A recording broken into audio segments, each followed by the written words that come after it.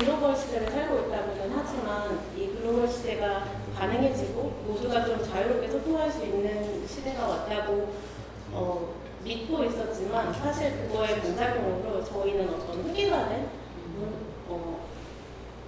식민지 시대의 어떤 그런 위계와 그런 동호회적 문화를 이식받게 되는 이런 현상을 좀 맞닥뜨린 상황에서 저희가 이런 탈중앙화를 이야기하는 데 있어서 어떤 이런 불평등함 그리고 섭취의 연속 현상들을 조금 파헤치고 이것들에서 예술은 어떤 시도들을 만들어 왔을지에 대해서 두 연사분들의 강연을 바탕으로 라운드테이블을 진행하려고 합니다.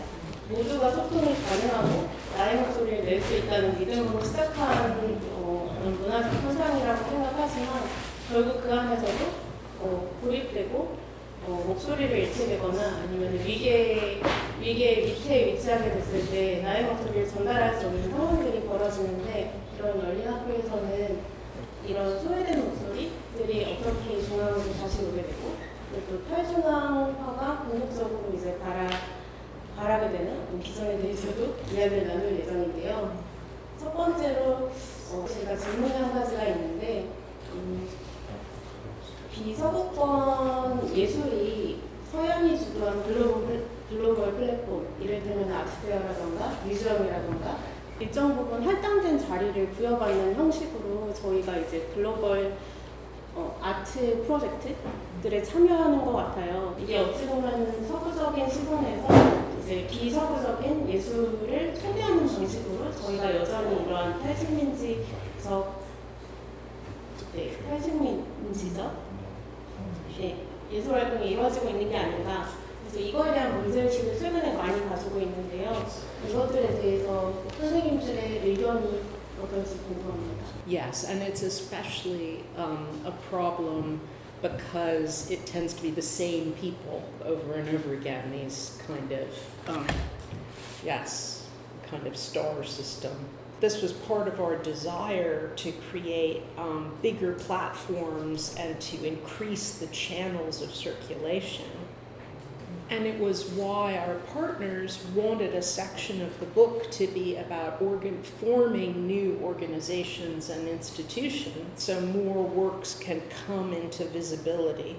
몇 년 전에 그 아시아 예술가들과 뭐 온라인으로 좀 이렇게 멘토링하고 얘기를 할 기회가 있었는데 그게 뭐 중국, 대한민국도 있었지만 주로 뭐 네팔, 인도네시아, 뭐 방글라데시 이렇게 좀 개발도상국에 있는 출신 예술가들도 있었어요. 그래서 너무 좋은 활동하는 작가들과 이렇게 정말 좋은 거에 대해서 얘기하고 좀 알아가고 막 아이씨 뭐 식민주의 때려 부셔야 돼 막 이러고 우리 백인 우월주의 없애야 돼 막 으쌰으쌰 이랬어요. 그리고 줌을 끝내면서 얘기를 하는데 너는 다음 주에 뭐 해? 이렇게 물어보니까 나는 런던 가, 나는 네덜란드 가, 나는 미국 가, 난 사실 지금 파리야 막 이러고 있었어요. 그래서 그게 너무 약간 웃기잖아요 그 상황이. 그래서 굉장히 그런 저항적인 메시지를 담고 있는 작가들일수록 그런 기관에서만 활동이 더 가능하다. 왜냐하면 현지에 예술계가 없고 거기 뭐 전통적 예술이라든지 뭐 좀 더 그런 기성 세대에 맞는 예술에 저항하고 있기 때문에 시장도 없고 뭐 네팔 같은 경우는 발언을 못하는 경우들도 중국도 그랬죠. 홍콩 예술가들도. 그래서 검열이 심하기 때문에 그래서 그럴수록 또 글로벌 노스로 가서 활동을 하게 되고 이런 말씀하신 그 어떠한 틀에 더 맞춰서 보여지는 그런 현실이 있기도 하고 그래서 그런 지점이 좀 씁쓸하다고는 생각을 했었어요. 근데 저는 모더레이터님도 그렇고 다른 분들에게도 질문 드리고 싶은 게 그 서구와 뭐 동양이라든지 글로벌 노스와 사우스의 구분이 그렇게 이분법적이지는 않다는 것에 대해서 더 이야기를 하고 싶고 대한민국은 저는 당연히 글로벌 사우스는 아니지만 또 과연 글로벌 노스인가라는 그런 생각도 들고 사회적으로 굉장히 취약한 부분들이 있잖아요. 예를 들어서 장애인 인권 같은 경우는 굉장히 후진국에 더 가까운 것도 있죠. 그래서 그게 어떻게 보면 그 계층적인 것들이 좀 더 다이나믹하게 봐야 되지 않을까. 지리적인 차이뿐만이 아니라 그런 생각이 들었습니다. 제가 사회정치학과 수업을 진행하신 분께 이야기를 들었는데 이런 정치외교적으로 그리고 사회과학적으로 한국의 지정학적 위치에 대해서 학생들한테 질문을 했을 때 의외의 대답이 돌아왔다고 하더라고요. 우리는 이미 우월한 지위를 가졌어 라고 인정하면서도 또 한편으로는 이제 정말 전통적인 서구 열강과는 이제 구분되는 역사적인 위치에 또 속해 있고 또 언어적으로도 사실 저희가 되게 영어에 의존하고 있고 이런 문화들에 대해서는 좀 잊어버리고 우리는 생각보다 빨리 발전했고 개발도상국들을 오히려 착취하고 있는 위치야라고 굳게 믿고 있는 부분에서 저는 좀 놀라움을 느꼈거든요. 그런 차원에서 나는 어떤 사회 문제를 이야기할 때 나는 내가 그 문제의 당사자인가가 굉장히 좀 저한테는 종종 자문하게 되는 질문인 것 같아요. 그러니까 당사자성에 대한 질문을 여러 곳에서 받으셨다고 하는데 저도 마찬가지로 그런 취지에 공감하면서도 자유로울 수 있을까라는 고민이 있거든요. 그래서 아까 말씀하신 한국은 그러면은 네, 글로벌 노스에 속하는가에 대한 질문과 연결해서 그런 부분들을 다시 또 한번 여쭤보고 싶습니다. A couple of things. One, I think it's really helpful to remember that identity is always intersectional and multiple. Your gender and your religion and your class and et cetera, et cetera. So to be aware of your subject position and take responsibility for it is also very important. And it's completely relative to your context. So one of the contributors to the book is an Indian curator called Tanvi Mishra.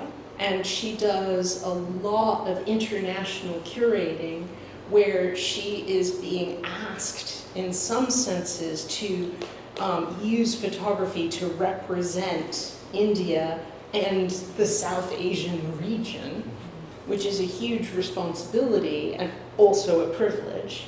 But her experience is split because when she's at home, she's a high caste, high caste, quite fair-skinned woman with a lot of education, which has a lot of weight historically in India. But when she's in the West, she's a non-white woman representing India in some way. So all of these things are true, and none of these things are true, you know, but it's part of what she has to think about when she's working. It's part of who she is as a curator, and it makes her work very strong that she's so conscious of it. 당사자성에 대한 이야기를 하면 좋을 것 같은데요.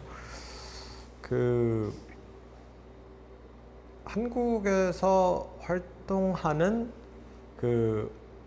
해외 국적 예술가들과 좀 교류를 할 기회들이 많이 있었어요. 예, 뭐 전시장에서 보기도 하고 친구 통해서. 근데 유럽이나 미국, 호주 출신 백인 남성들은 굉장히 좀 쉽게 살더라고요. 한국에서. 뭐 당연히 다 아시는 얘기지만 정말 뭐 대학 교수도 쉽게 되고 석사학위가 없어 박사학위가 없어도 대학 교수가 되고 한국말 못해도 대학 교수하고 뭐 개인전도 하고 국가 뭐 대사관에서 주는 기금도 받아서 활동하고 아주 편하게 활동을 하고 있어서 너무 좋다고 한국. 그리고 솔직히 까놓고 얘기하면 작품은 그닥 좋은지는 모르겠지만 예. 근데 그게 좀 식민지적인 상태라고 생각이 들었고 이것은 사실 뭐 카자흐스탄이나 뭐 다른 개발도상국에 가면 더 하대요. 예. 근데 제 동료 중에 뭐 생긴 거는 한국인처럼 생겼는데 입양이시거나 뭐 4세 이민자 아니면 난민 출신이기 때문에 전혀 한국어를 못 하시고 문화도 몰라요. 하지만 굉장히 무시를 당하고 그분 작업이 정말로 좋고 해외 뭐 비엔날레에서도 소개되고 이런 작가인데 전혀 소개가 안 되고 정말 취직에 실패를 하고 한국을 떠나는 경우들을 배우면서 이렇게 좋은 작가님을 좀 커뮤니티랑 만나고 선생님도 했으면 좋겠는데 그게 참 어렵다. 그리고 이게 이 백인 우월주의가 정말 한국에 너무 깊이 있기 때문에 이거를 어떻게 2024년에도 이 모양인데 이거를 어떻게 다음 세대에 넘기지 않고 바꿀 수 있을까라는 질문을 하지만 저도 좀 혼자 해결할 수 있는 건 아닌 것 같다는 생각도 들었고요.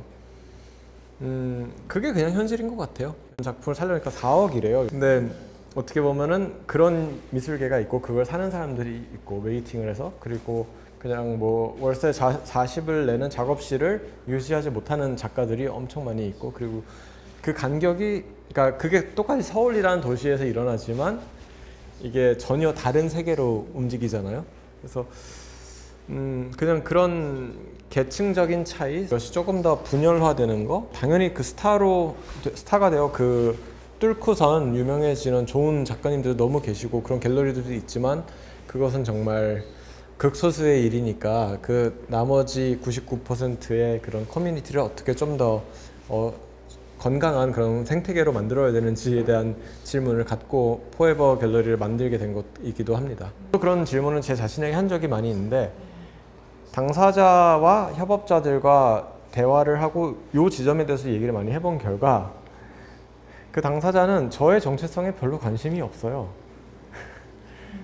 내가 특권이 있고 내가 비장애인이고 뭐 남성이고 이거는 그닥 관심이 없어요. 그냥 같이 우리가 뭘 할 수 있는지 그 아이디어에 더 관심이 있는 거예요.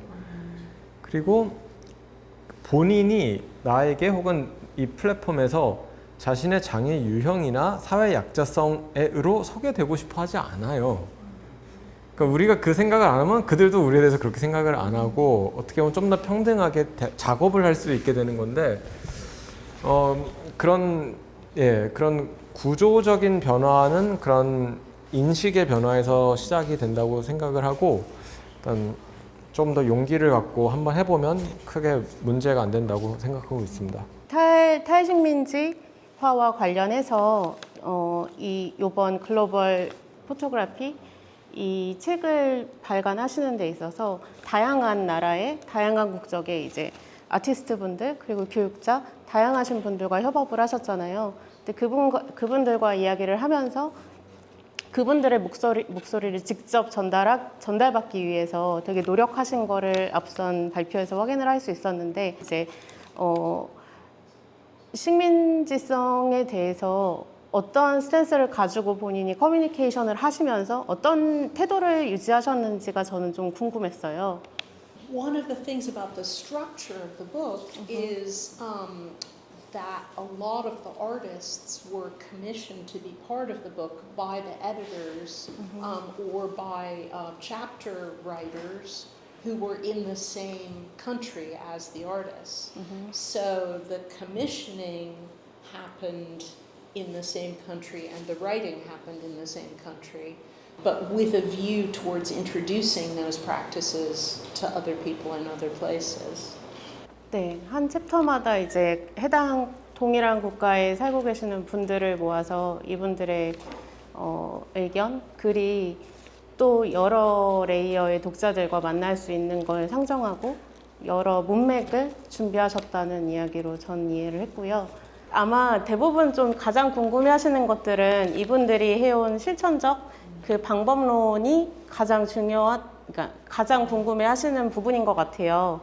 루시 씨 같은 경우에는 정말 다양한 국가의 아티스트와 그리고 연구자들 그리고 기획자들을 모시고 사진이라는 하나의 매체에 둘러싸인 다양한 목소리를 최대한 담으려고 노력했고 또 여기 최태윤 작가님 같은 경우에는 모든 프로젝트마다 조금 다른 주제를 다루시는 것 같지만 결국에는 그 안에 작가 한 명으로서 이제 작품을 소개하는 자리이기보다는 모두의 목소리가 이제 얽혀서 하나의 대화가 가능한 형태의 장을 만들어 오셨다고 저는 좀 느껴서 이렇게 각자 어떠한 연결망을 만들고 이것들을 계속해서 지속적으로 조직해 나가는 것들에 대해서 각자 나름의 어떤 추구하는 가치와 방법론이 있을 것 같다는 생각이 들거든요. 그래서 최태훈 작가님부터 본인이 여태까지 시도해 오신 이런 네트워크를 유지하고 또 만들어 오셨던 방법에 대해서 좀 소개 부탁드립니다. 근데 그 힘들어요, 그건 실제로. 그러니까 저는 얼마 전에도 에디터분이 제가 하는 활동을 뭐 모두를 위한 예술이다라는 표현을 써서 제가 장문의 이메일로 모두를 위한 것이 아닙니다. 모두를 위할 수 없습니다. 그리고 모두라는 표현이 약간 요즘 포용성을 지향하는 그 맥락에서 약간 불편하게 사용되는 경우들이 있어요. 그러니까 예를 들어 대한민국에서 뭐 특히 국가기관이나 이런 데서 장애인을 모범적인 사회 약자로서 뭐 예술적인 천재다, 그리고 뭐 다른 식으로 소통을 하는 사람들이다 이러고 장애인 예술가를 서포트하고 모두를 위한 거다라고 하지만 뭐 장애인의 휠체어 접근성은 전혀 생각도 안 하고 지하철에서 시위하는 분들은 감금하고 약간 이런 모순들을 보면서 그 모두라는 것이 어떠한 둘레 안에 있는 사회적 그 규범을 도전하지 않는 안전한 사회 약자들만 모두로 생각한다라는 지점에 굉장히 불편함을 느끼고 제가 활동을 할 때도 그 지점이 반복되지 않도록 되게 노력을 하거든요. 그래서 간단히 말씀드리면 모두를 위한 것이 아니고 모두란 없다 라는 그 불가능한 것을 말씀드리고 싶었고요. 제가 어렵다고 말씀드린 거는 그 관객 혹은 참여자와 관계를 맺잖아요. 뭐 되게 인텐스하게는 뭐 몇 달 아니면 1년, 2년씩 관계를 맺기도 해요. 이렇게 알고 지내고 이메일도 자주 하고 같이 콜라보를 하기도 하고. 근데 프로젝트가 끝나면 그것은 일단 정리가 된 관계예요. 그래야 해요. 예, 그게 더 윤리적이에요. 왜냐면 그 어떤 사람도 수백 명의 지인을 언제나 갖고 살 수는 없는 거예요. 근데 그 지점에서 참여자들이 약간 섭섭해 하시거나 프로젝트 진행 중에는 엄청나게 제가 그냥 다 열어놓고 자주 연락하고 밤에도 연락하고 뭐 상담나 이러다가 프로젝트 끝나고 이제 저는 다른 지역으로 이동해서 또 다른 커뮤니티 일을 하면 안 되거든요. 저도 개인 사생활이 있고 죄송하지만 어느 정도 선을 그어야 되는 것들도 있었어요. 저는 제가 사회복지사가 아니라고 언제나 얘기를 하고 제가 그닥 모범적인 그런 개인 시민도 아니라고 저는 언제나 얘기를 하지만 그 제가 추구하는 바 때문에 그런 식으로 이게 소개가 되거나 오해가 있는 경우들이 많이 있었어 가지고 저는 그 지점을 좀 불편한 그 현실이라고 생각을 하고 있습니다. The network relies on the enthusiasm and the curiosity of its participants. Many of us are academics, so we have the luxury of having a salary, but being expected to learn new things. But it's also social. We've become friends. A lot of us are women who maybe haven't become big famous professors because we have children and other responsibilities. So we may not be the people who get a year off to write a big book. We can do these little pieces of scholarship. So we've tried to design a project that lets exciting things happen in little tiny pieces with our friends. 두 분의 대답을 듣고 나니 이런 결과가 나온 것 같아요. 이거에 대한 시도에서 어떤 정당성을 부여하기 위해서 완전 무결한 어떤 거를 만들고자 노력하기보다는 이 시도 자체가 굉장히 중요하고 모든 것을 담아낼 수 없을지라도 지속할 수 있는 터전을 먼저 만들고 시작하는 것이 오히려 중요하다라고 말씀하신 것 같아서 그 부분에 대해서는 저도 좀 큰 울림을 받고 있고요. 두 분 다 학교에서 제자를 양성하는, 그러니까 예술학교에서 일하고 계신 교수님으로 이제 활동하고 계신데요. 예술교육에서 가장 첫 번째로 나오는 질문 중에 하나는 예술을 위한 예술 또는 이제 사회를 위한 예술, 이 두 가지의 문법으로 예술의 성격을 구분하곤 하는데요. 두 분의 이러한 시도들은 어찌 보면은 사회를 조금이나마 변화시키고 어떤 예술의 어떤 사회적 목소리를 드러내는 거에 연결이 되어 있다고 생각을 해서요.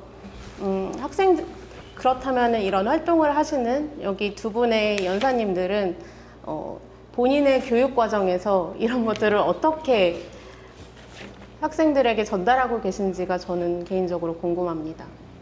저는 그 예술을 위한 예술과 사회를 위한 예술의 이분법을 믿지 않는 편이고요. 그리고 저는 예술을 위한 예술도 사회적 역할이 있다고 생각하고 사회 참여적 예술도 예술적 가치가 있다고 생각을 하고요. 이런 오늘은 뭐 좀 일반적인 아티스트 토크 같이 이렇게 커다랗게 보여드렸던 것 같아요. 이것저것 해왔던 거다. 좀 개념적인 거. 근데 수업에서는 저 포토샵도 가르쳐요. 네, 코딩도 가르치고 뭐 파일 관리하는 거, 뭐 파일 저장하는 거, 압축하는 거 그것도 가르쳐요. 근데 지금 웨인 대학교에서는 그렇고 뭐 대학원 수업에서는 뭐 당연히 좀 더 개념적인 거, 미술사적인 거 얘기하기도 하고. 근데 저는 그 학생들에게 기술적인 아주 구체적인 걸 가르치는 것도 예술적 사회적 의미가 있다고 생각하거든요. 그리고 그게 직접적으로 막 엄청 대단한 예술을 만드는 게 아니더라도 접근성이라든지 뭐 시각적 언어를 확장하는 데서도 의미가 있는 것 같고, 특히 요즘 웨인에 가게 된 후로는 정말 달라요. 그러니까 제가 뉴욕에서 살고 뭐 뉴욕대, 뭐 연세대, 뭐 이렇게 좀 좋은 학교에서 주로 가르쳤던 것 같아요. 그리고 그게 그 사회적 기준에서 좀 그런 경쟁력이 있는 학교에서 시간을 많이 보내고 그런 학생들 만나고 그 안에서의 다양성을 굉장히 집중하다가 이제 웨이는 시립대학이거든요. 그래서 일단 다 워킹 클래스 학생들이 대다수이고 일단 흑인 학생들이 절대적으로 많고 그냥 다른 세계예요. 그리고 컴퓨터가 없는 학생들도 있어요. 그러니까 자신의 컴퓨터가 없어요. 그래서 그런 학생들에게 디지털 아트를 가르친다는 게 뭘까라는 질문을 굉장히 하면서 저도 굉장히 도전을 받고 있는 것 같아요. 제가 좀 당연시했던 장비라든지 뭐 접근성이 완전히 무너지고 있고 그들의 가치관과 싱크하는 것도 굉장히 중요한 것 같고, 그래서 수업에서는 정말로 기술적인 거나 뭐 단순한 걸 가르치지만 이 관계 맺음을 통해서 다른 의미가 나올 수도 있다 또 생각을 하고 있습니다.